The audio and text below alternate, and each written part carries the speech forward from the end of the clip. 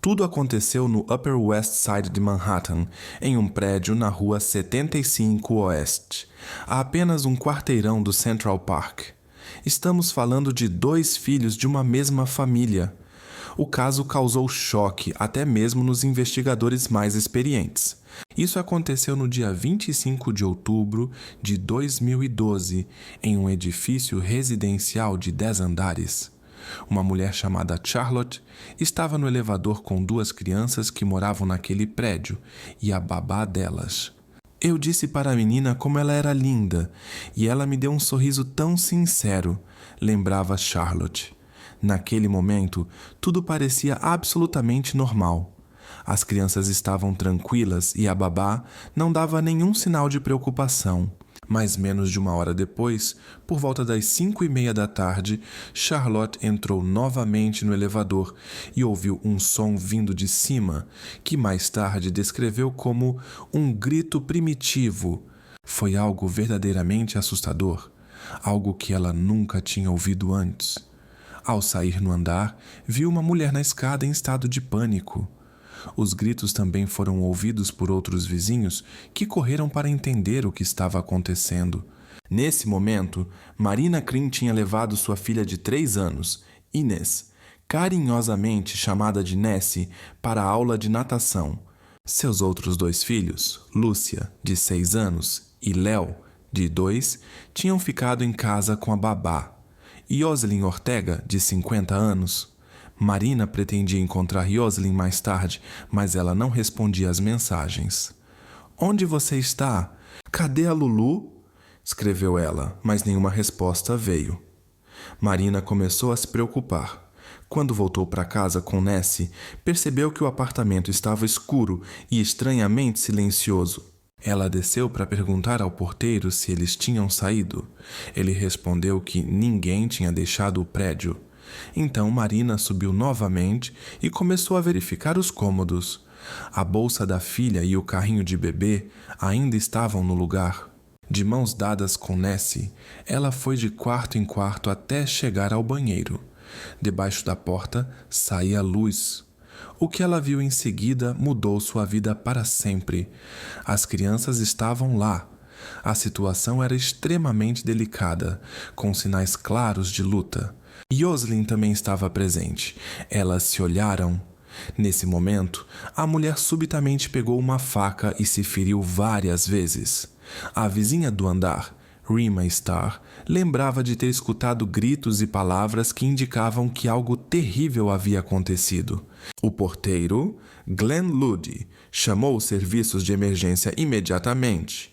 Ao fundo, era possível ouvir gritos e lamentos.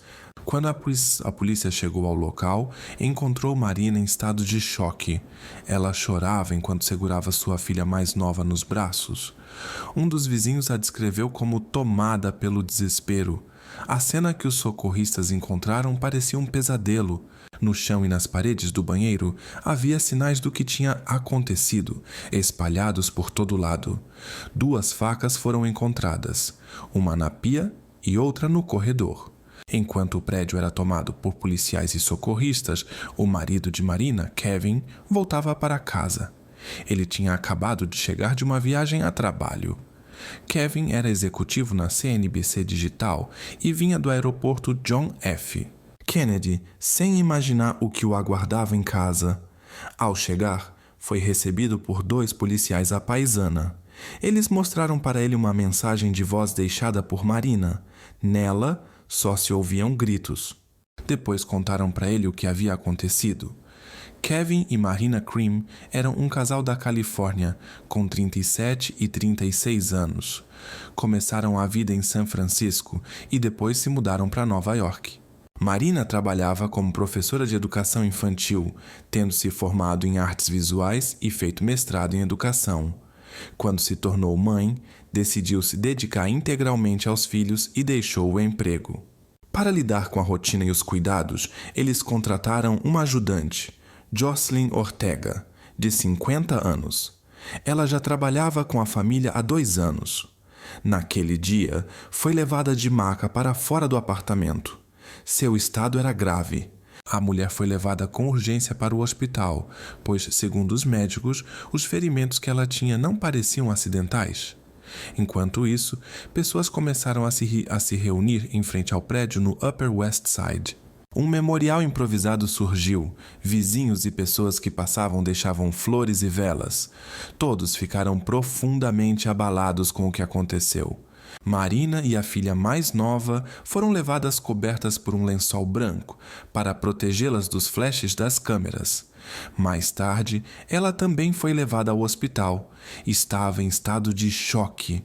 2 crianças foram levadas ao centro médico St. Luke, mas infelizmente já não havia nada que os médicos pudessem fazer. Um inquérito oficial foi aberto. O caso rapidamente atraiu a atenção nacional. Pessoas chegavam em silêncio, paravam em frente ao prédio e olhavam para cima, tentando entender como algo assim pôde acontecer com uma família comum. Jocelyn, que era chamada carinhosamente de Josie pelas crianças, era mais do que uma babá para elas. Ela era natural da República Dominicana, da cidade de Santiago de los Caballeros. Depois se mudou para os Estados Unidos, conseguiu a cidadania e morava em Manhattan com a irmã, a sobrinha e o filho. Foi a irmã dela quem apresentou Josie à família. Ela também trabalhava como babá e cuidava de uma criança que frequentava o mesmo jardim de infância que Lucia. Um dia, durante uma aula de balé, ela se aproximou de Marina e perguntou se ela precisava de ajuda em casa. Naquela época, a família Creams tinha acabado de se mudar para Nova York e estava justamente considerando contratar alguém. Pelas recomendações, tudo parecia perfeito. Mais tarde descobriu-se que um parente de Jocelyn havia dado uma referência falsa, afirmando que ela havia cuidado de uma criança que na verdade nunca existiu. Marina mantinha um blog sobre a vida da família. Ela compartilhava histórias sobre os filhos, o dia a dia, as viagens.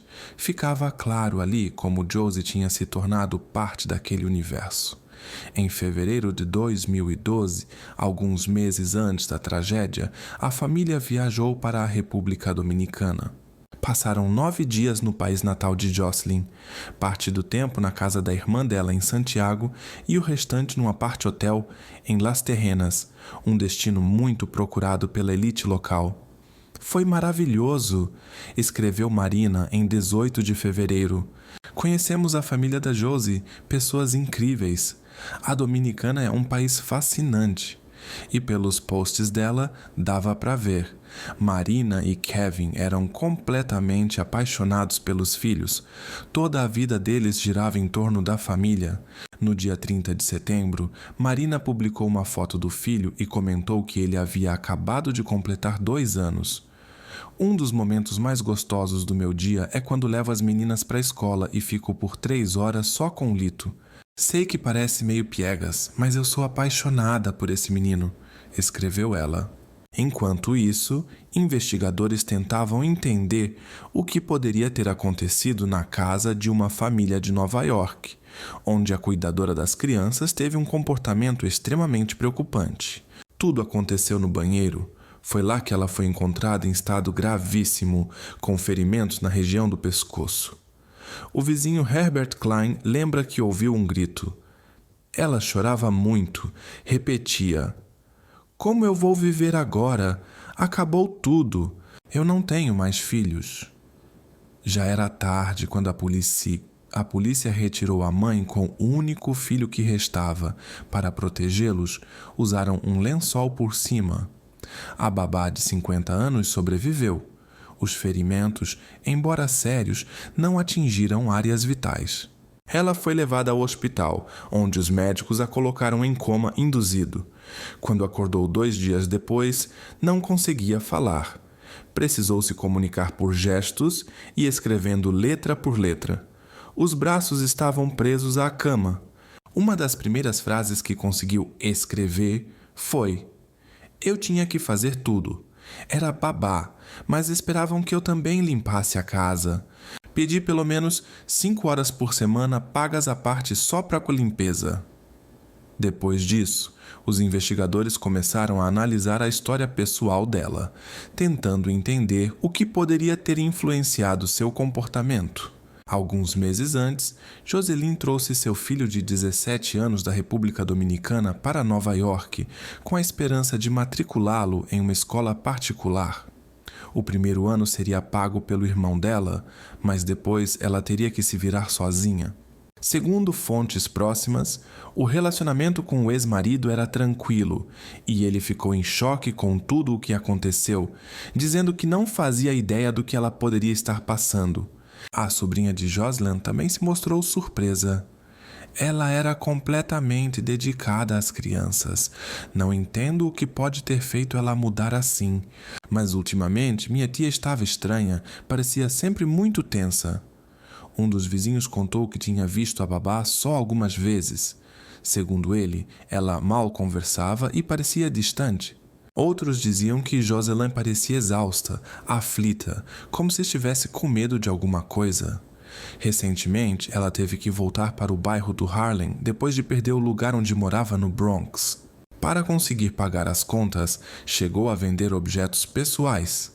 De acordo com ela, a família pediu que assumisse também as tarefas domésticas, prometendo um pagamento extra. Minha função era cuidar das crianças, não fazer faxina, teria dito ela, visivelmente abalada. No dia anterior à tragédia, Jocelyn pediu a uma conhecida que a levasse a um especialista. Aí essa pessoa aceitou. Depois de um procedimento com anestesia, ela ficou em um estado que os médicos descreveram como extremamente desconectado. Não falava, mal se mexia. Mais tarde, quando começou a recuperar a consciência, uma fonte da polícia contou que ela parecia entender o que estava acontecendo, mas se recusava a dar qualquer explicação. Foi nesse momento, ainda no quarto do hospital, que ela recebeu formalmente a acusação. A mulher, que trabalhava como babá em Manhattan e esteve envolvida em uma tragédia com 2 crianças, foi oficialmente responsabilizada. Jocelyn Ortega, de 50 anos, foi acusada por um crime considerado gravíssimo. O caso aconteceu no dia 25 de outubro, quando, em um apartamento em Manhattan, foram encontrados Lucia Cream, de 6 anos, e seu irmão Leo, de 2, sem sinais de vida. A mãe deles havia saído rapidamente com o filho mais novo e, ao voltar, se deparou com uma cena que não se pode descrever no YouTube. A história abalou não só Nova York, mas o mundo inteiro. Todos ficaram em choque. Era impossível acreditar que algo assim pudesse acontecer, ainda mais vindo de alguém em quem tanto se confiava. Mark Hoffman, presidente da CNBC, onde o pai das crianças trabalhava, declarou: "A dor que Kevin, Marina e toda a família estão sentindo não tem palavras. É algo profundamente triste." Os pais e irmãos de Kevin e Marina, que vivem na costa oeste, viajaram imediatamente para Nova York para oferecer apoio. O pai de Kevin revelou que a família nunca mais voltou ao apartamento e não sabia se algum dia conseguiriam retornar. Kevin tentava se manter firme por causa da esposa e da filha. O pai dele contou que o filho mandou uma mensagem para as irmãs dizendo: "Não consigo falar com a mamãe e o papai agora. Simplesmente não aguento. Estamos passando por algo muito difícil." A avó das crianças, Karen Grimm, completou: "É o pior que pode acontecer na vida. Até hoje não entendemos o que aconteceu com ela." Jocelyn foi acusada por 4 crimes, 2 deles considerados extremamente graves. No tribunal, ela afirmou que não tinha consciência de seus atos, alegando problemas de saúde mental. No entanto, os promotores sustentaram que tudo foi feito de forma intencional e com uma crueldade extrema. Ela teria um ressentimento profundo e pessoal contra Marina. Especialistas não identificaram sinais relevantes de transtornos mentais. Os advogados pediram mais tempo para analisar cerca de 6.000 páginas de documentos médicos antes de determinar se ela estava apta a ser julgada. Por enquanto, ela permanece detida na ala psiquiátrica do Hospital Elmhurst, sem direito à fiança. Em memória de Lucia e Leo, foi realizado um evento comovente na sala Avery Fisher, em Manhattan. Após a cerimônia, a família Cream divulgou uma nota. Agradecemos imensamente por todo o apoio incrível que recebemos. Sempre dissemos que Lulu e Léo eram nossos melhores amigos e está sendo muito difícil viver sem eles. Nossa filha Nessie está se mostrando forte e tentamos ser igualmente fortes por ela. Nesta semana, nos reunimos com pessoas próximas para lembrar o quanto Lulu e Léo eram criativos e cheios de luz. Queremos que sejam lembrados assim. A família criou uma fundação beneficente em nome de Lulu e Léo. O objetivo é incentivar o desenvolvimento criativo e a educação científica de jovens em escolas, museus e outros espaços culturais. Os pais contaram que atividades artísticas estavam entre as preferidas de Lucia e querem que o maior número possível de crianças tenha a mesma chance. Em outubro de 2013, um novo raio de esperança surgiu para a família. Nasceu um menino chamado Félix. O outono agora carrega sentimentos intensos para eles. É quando se recordam do aniversário de Léo e da data daquela perda difícil de descrever. Mas há também uma boa notícia. Marina está esperando outro filho, um menino com nascimento previsto para o final de janeiro. Nessie assumiu com alegria a nova função. Agora ela é como uma irmã mais velha responsável, e o pequeno Félix, que logo completará 2 anos, está animado. Ele vai passar seu berço adiante e mudar-se para a cama de cima no quarto da Nessie. A cada nova chegada, sentimos ainda mais a presença constante de Lulu e Léo. Percebemos isso nos gestos, nas vozes e nos olhares de seus irmãos. Mais tarde, Marina teve outro filho, chamado Linus. Jocelyn Ortega acabou sendo considerada apta a participar do julgamento. A avaliação psiquiátrica ordenada pelo tribunal indicou que ela era capaz de auxiliar seus advogados na própria defesa. Ela compareceu diante do juiz Gregory Carr. Durante a seleção dos jurados, o juiz comentou: "Se você não sentir nada durante este julgamento, talvez deva verificar se seu coração ainda bate." Jocelyn recusou o acordo de confissão, que previa uma pena de pelo menos 30 anos de reclusão. Vários anos antes do julgamento foram dedicados a debater sua condição mental. No estado de Nova York, há critérios rigorosos para que a alegação de incapacidade mental seja aceita. Os advogados precisavam provar que, naquele dia, Jocelyn não tinha consciência do que fazia nem das consequências do que fez. Já a promotoria deixou claro desde o início: eles não acreditavam nisso. O processo teve início no sul de Manhattan.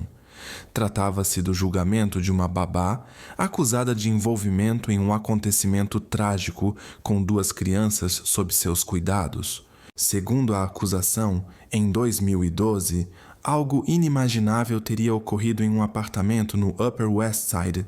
A repórter da CBS 2, Hazel Sanchez, transmitiu diretamente do tribunal. Jocelyn Ortega ouvia com tranquilidade enquanto a acusação descrevia os acontecimentos daquele dia em que algo irreversível aconteceu. Marina Green abriu a porta do banheiro e viu seus filhos, sua filha de 6 anos e seu filho de 2, em um estado tão impactante que mal podia ser descrito em palavras. Ao lado estava a acusada, segurando um dos objetos que, segundo a promotoria, teria sido usado no ocorrido. Esses são fatos que ninguém contesta. Segundo os promotores, é isso que provará que as ações de Ortega foram conscientes, que ela sabia aonde aquilo levaria e, mesmo assim, seguiu adiante. A acusação quer mostrar que tudo foi feito de forma deliberada. O advogado de defesa pediu aos jurados que refletissem. Seria possível que sua cliente tivesse, naquele momento, plena noção do que se passava com ela? Ela teria capacidade de compreender a realidade da situação? Ele lembrou ainda que o direito à defesa fundamentada em sofrimento psíquico severo é algo profundamente enraizado na nossa legislação e na moral da sociedade. Sim, a sociedade precisa responsabilizar quem comete atos graves, mas neste caso, segundo ele, trata-se de um conflito interno muito profundo. Ele questionou: Yoslin teria condições de formar uma intenção real de fazer o que hoje é atribuído a ela? E pediu aos jurados que considerassem a possibilidade de que todos os seus atos tenham sido resultado de uma crise psíquica intensa. Será que os fatos narrados pela acusação foram consequência de um estado mental gravemente abalado da minha cliente? Foram causados por um distanciamento severo da realidade, por pensamentos obsessivos e por vozes internas? Ou tudo foi feito de forma consciente? Yaslin Montega tirou a vida de Lucia e Léo Cream no dia 25 de outubro de 2012. Segundo a promotoria, foi uma ação deliberada e planejada. A defesa, porém, apresenta outra versão. Montega, com 55 anos de idade, não seria uma criminosa impiedosa, mas sim uma mulher que, por décadas, sofreu com transtornos mentais sérios sem ter recebido o devido tratamento. De acordo com seus advogados, desde os 16 anos ela já demonstrava dificuldades em distinguir o real do imaginário. Dizia ouvir vozes e, com frequência, parecia se desconectar completamente. Eles também alegam que ela não tinha nenhum motivo para fazer mal às crianças, o que, segundo especialistas, é um indicativo de transtornos mentais severos.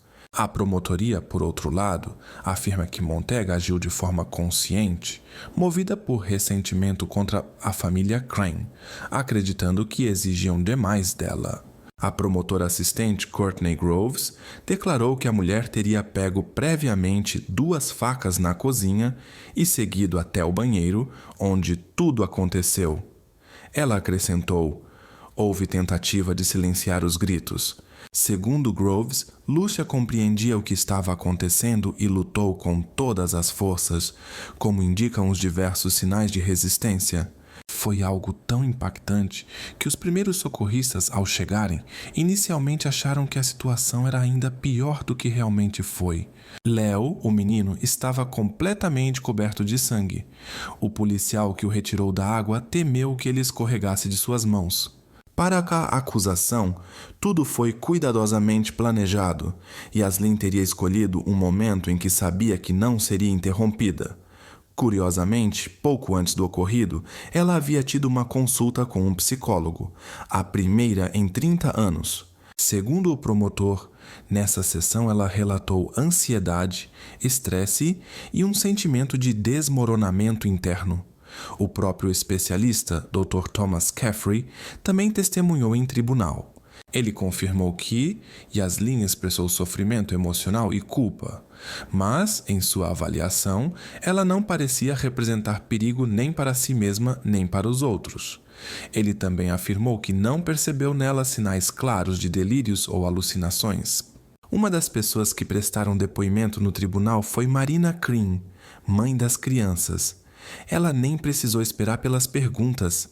Assim que se sentou no banco das testemunhas, tremendo e com lágrimas nos olhos, gritou: "Ela está mentindo!" A voz dela vacilava e seu corpo estremecia. Ela contou: "Eu estava no corredor, havia uma fresta de luz sob a porta. Vi Lucia. Na hora percebi que algo horrível tinha acontecido. Ela estava na banheira com os olhos abertos. Ao lado, Léo. Eles estavam cobertos de vermelho. E então eu vi ela, também toda coberta. Os olhos dela pareciam os de uma pessoa fora de si.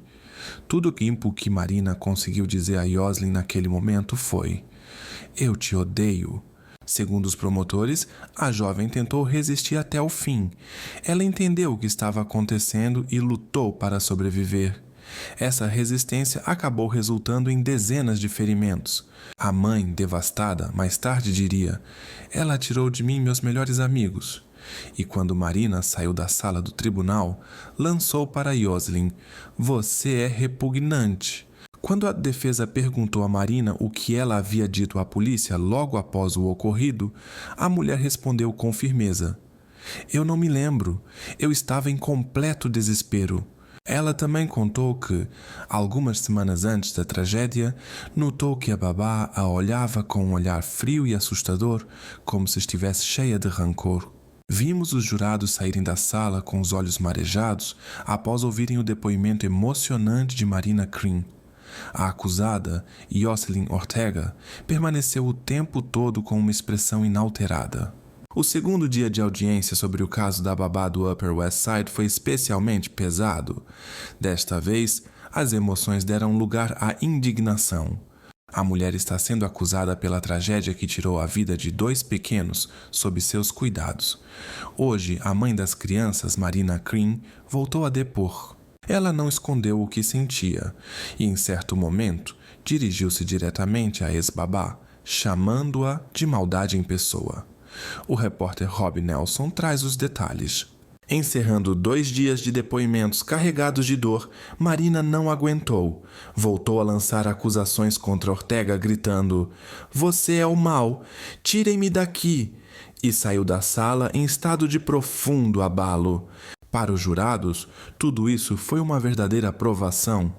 Eles tiveram que ouvir não só os detalhes do ocorrido, mas também ver materiais do local da tragédia. Uma das juradas saiu tremendo e outro precisou se afastar do julgamento. Confessou que, após o que viu, não conseguiria mais manter a imparcialidade. Quando mostraram as imagens no tribunal, Yoselyn não olhou para a tela, manteve o olhar fixo em um ponto. Às vezes, seu comportamento parecia estranho. Ela ria enquanto um ex-policial contava sobre os primeiros minutos da conversa com ela. Em outro momento, revirava os olhos e balançava a cabeça.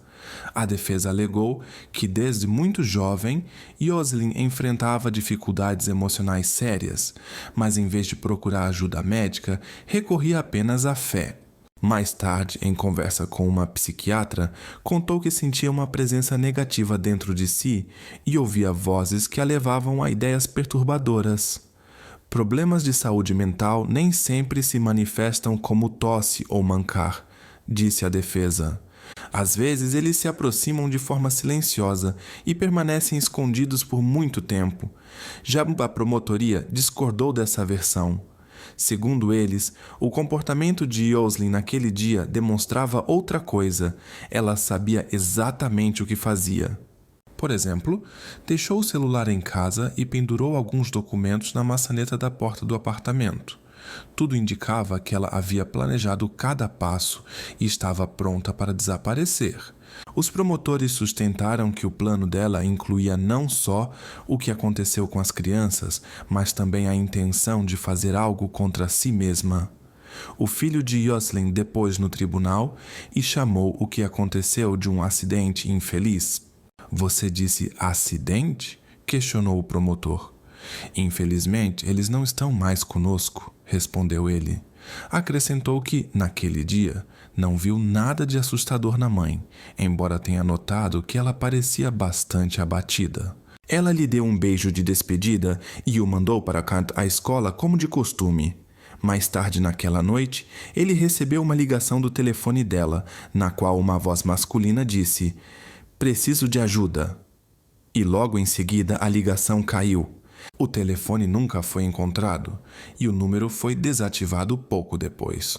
Embora nenhum motivo claro tenha sido declarado, a promotoria sugeriu que, diante de dificuldades pessoais, como a perda do lugar onde morava e a impossibilidade de pagar os estudos do filho, Yoselyn pode ter acumulado sentimentos negativos. Sua situação financeira havia se deteriorado e ela precisou voltar a morar com a irmã. Segundo a acusação, tudo isso pode ter tido algum peso, mas, como enfatizaram os promotores, isso continua sendo apenas uma hipótese. Você pode achar que não ouviu uma explicação clara simplesmente porque ela não existe, disse o promotor. Mas o fato de ninguém entender por que a acusada fez o que fez com Lucia e Léo Cream não a isenta de responsabilidade. Isso apenas significa que não há uma justificativa aceitável para esse tipo de atitude. Kevin Cream também prestou depoimento, e seu relato emocionou os jurados até as lágrimas. Ele relembrou como se despediu dos seus filhos pela última vez. Luna e Léo estavam em quartos de hospital, cobertos até o queixo com lençóis. Era difícil olhar para eles.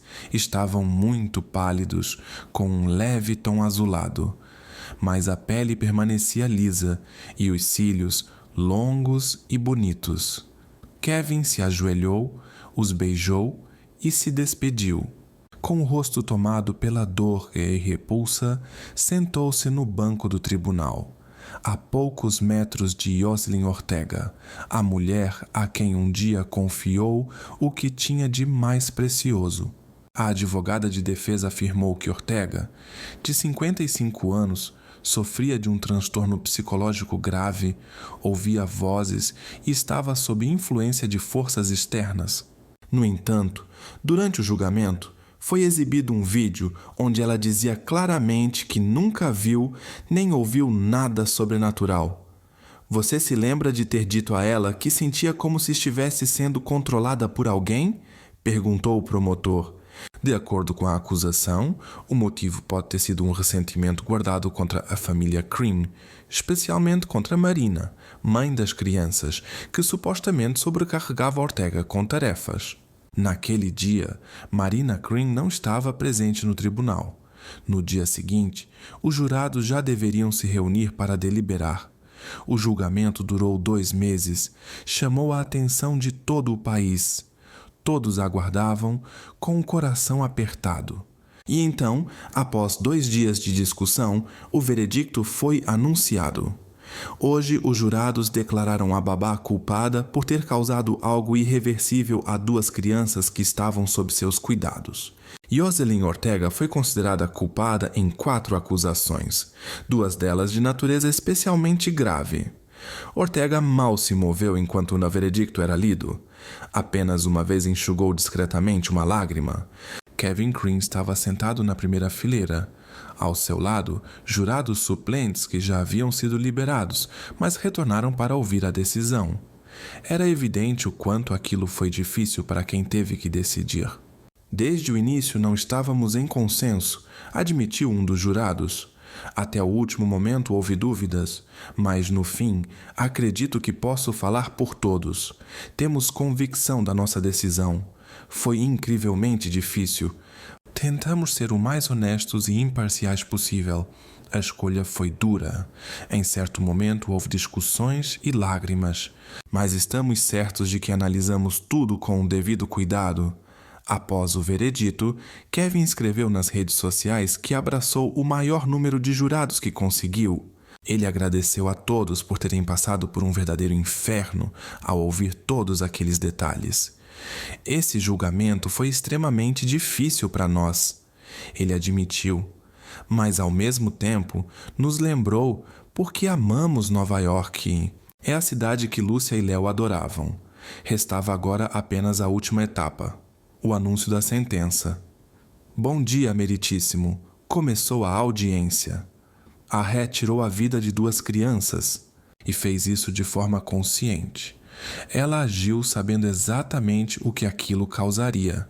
Agora chegou o momento de restabelecer a justiça por Lulu, por Léo, por Marina, Kevin e Nessie, por todos os moradores do estado de Nova York, por cada pessoa que conhecia a família Crean, que os amava e cuidava das crianças. Este é o momento em que a justiça se faz realmente necessária, depois de todo o sofrimento que essa mulher causou àquelas crianças, aos pais e a quem estava por perto. Ninguém detectou nela nenhum transtorno grave, e isso porque simplesmente não havia nenhum. Foi exatamente essa a conclusão do júri, que rejeitou a versão apresentada pela defesa. Por isso, a sentença deve refletir isso. Durante a audiência, Kevin descreveu Yosin como uma pessoa perigosa, egocêntrica e que decepcionou a todos profundamente. Ao se dirigir ao juiz, ele disse: acredito que o senhor não precise de nenhum lembrete a mais do pai de Lulu e Léo. Tudo o que o senhor viu e ouviu já fala por si. Mesmo assim eu digo, por favor, condene essa mulher de forma que ela nunca mais volte a viver em liberdade. Segundo ele, ela não sabe o que é arrependimento ou responsabilidade, e não deveria sequer saber o que é esperança. Mais do que isso, Ele disse acreditar que o justo seria que o nome dela desaparecesse da memória das pessoas, enquanto a lembrança de Lulu e Léo permanecesse viva para sempre, tanto entre os que os conheceram, quanto entre aqueles que, mesmo sem tê-los visto, se sentiram tocados pela luz que transmitiam. Nos melhores momentos da minha vida, sinto que Lulu e Léo estão me guiando, e nos piores, penso no que eles fariam no meu lugar. Essa é a minha principal referência e minha maior força. Obrigado. Marina também falou durante a audiência.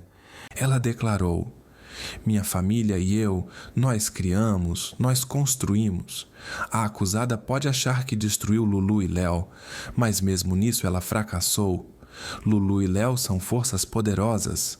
Agora são como duas estrelas que vão iluminar o nosso caminho para sempre. Obrigada. Yosin, usando um intérprete, se dirigiu ao tribunal em espanhol. Sinto muito por tudo que aconteceu. Muita gente deseja o pior para mim, mas agora minha vida está nas mãos de Deus. Peço perdão por muitas coisas. O advogado dela pediu clemência ao tribunal, que ela fosse encaminhada a uma instituição protegida, com acesso a médicos e profissionais, acrescentando: compreendo que minha cliente causou uma perda irreparável, mas rezo para que o Senhor não tire dela a última esperança de um dia voltar a ser livre. O juiz discordou. Gregory Carro descreveu as atitudes dela como a própria definição do mal e elogiou o júri por não aceitar os argumentos da defesa. Ele ressaltou que o plano dela de dar fim à própria vida naquele dia havia sido claramente premeditado. E embora muitas coisas ainda não estejam claras, você afirma que quase não se lembra de nada. E foi justamente isso que usou como explicação para o que aconteceu com as crianças. Poucos minutos atrás, o tribunal deu seu veredito final. E assim Ortega passará o resto da vida presa. Não haverá apelações, nem possibilidade de redução de pena. Essa é a decisão definitiva. Os pais, que passaram por essa perda tão dolorosa, canalizaram sua dor para uma nova causa importante, nomeada em homenagem a seus filhos.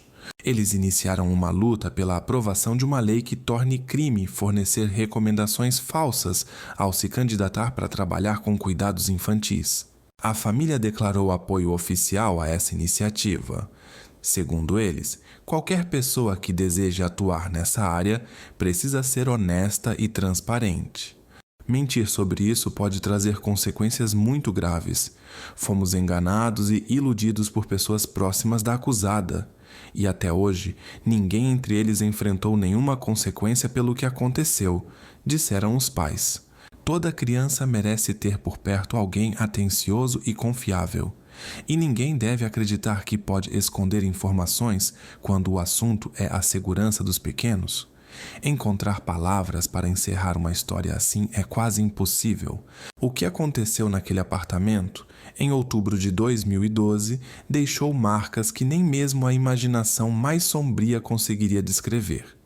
Ainda assim, algo realmente luminoso surgiu dessa tragédia: o fundo Lulu and Leo.